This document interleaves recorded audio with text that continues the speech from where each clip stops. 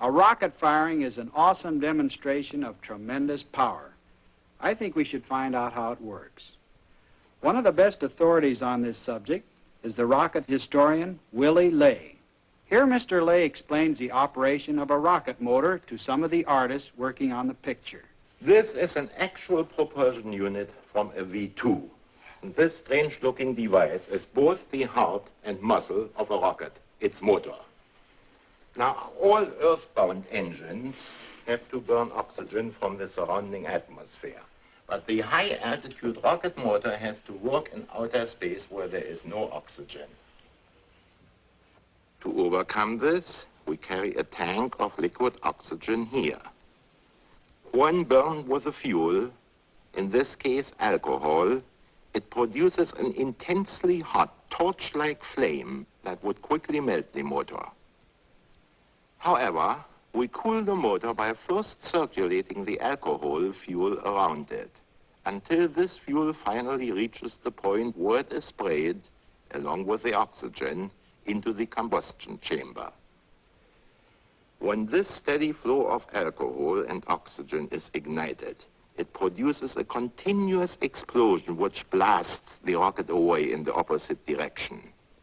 Here again we have action and reaction. If this motor is placed in a streamlined hull with suitable controls, it can reach a high altitude in a very short time. The V2 rocket motor only operates 65 seconds to a height of 20 miles. But then the V2 has gathered so much speed that it will coast upward to an altitude of 114 miles before gravity begins to pull it back to Earth. Notice that the rocket does not nose over in the thin upper air, but it falls tail first until it re-enters the denser atmosphere where the air, acting on the tail fins, turns the rocket nose down.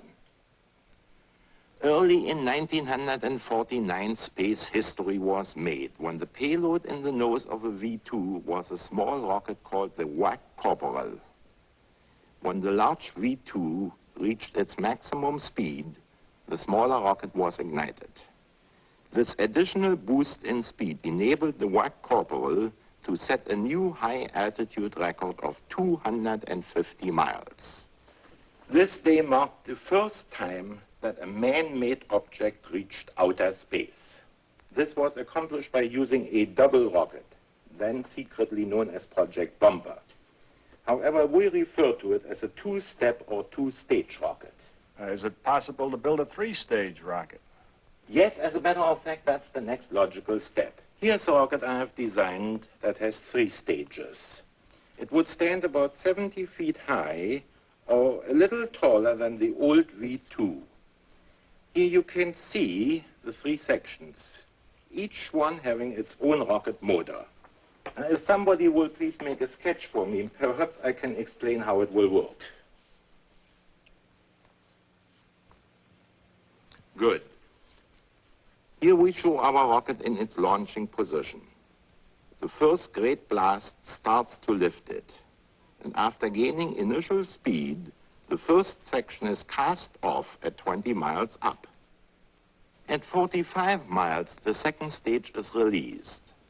The third stage now fires until it reaches an altitude of 70 miles. At this point, our rocket has now attained a tremendous speed and the motor shuts off. Its forward momentum would carry it straight out into space if it were not for the Earth's gravity.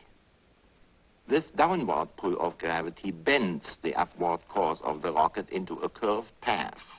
And if the rocket's speed going away from the Earth creates enough centrifugal force to balance this pull of gravity, our rocket will continue coasting in its curved path around the Earth indefinitely.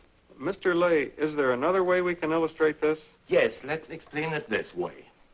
If the rocket were to move at a slower speed, the pull of gravity would soon overcome the rocket's momentum, and it would return to Earth here. If we add a little more speed, the path of the rocket becomes longer, and it goes farther before it returns to Earth here. So if we have our rocket go fast enough, it will eventually follow a curve which matches the curvature of the Earth and will not fall back. We might say that the rocket falls around the Earth as long as it maintains sufficient speed. But how does it maintain this speed with the motor shut off? Remember, our rocket is traveling above the atmosphere in space, where there is no air friction to slow it down. How fast does it have to go to stay up there? Now, that depends on how high we want the rocket to be as it circles the Earth. Let's use the altitude of 1,075 miles. Because at this height, the rocket will have to go nearly 16,000 miles per hour and will make a complete trip around the world every 2 hours. A few adjustments in its course will be necessary, but this can be accomplished from the ground by remote control, after which the rocket will continue to coast freely in space forever. In other words, the rocket will stay up there just like the moon. Yes, it will circle the globe as a man-made satellite. What is the purpose of having this satellite up there? Having this instrument-carrying rocket moving around the Earth will give us a lot of important information which we'll need before we dare let a man make his first trip into space. To run the scientific apparatus contained in the satellite, a mirror will focus the intense rays of the sun onto a silicon battery, converting solar energy into electricity. There will be a television camera to give pictures of the Earth as it appears from 1,075 miles up. We will collect very important data on the effects of the mysterious cosmic rays. Even hits by meteorites the size of a grain of sand will be recorded. Every 2 hours, when the rocket moves over the North Pole, its radio will transmit a stream of data to a receiving station below. This will be the first outpost in man's conquest of space.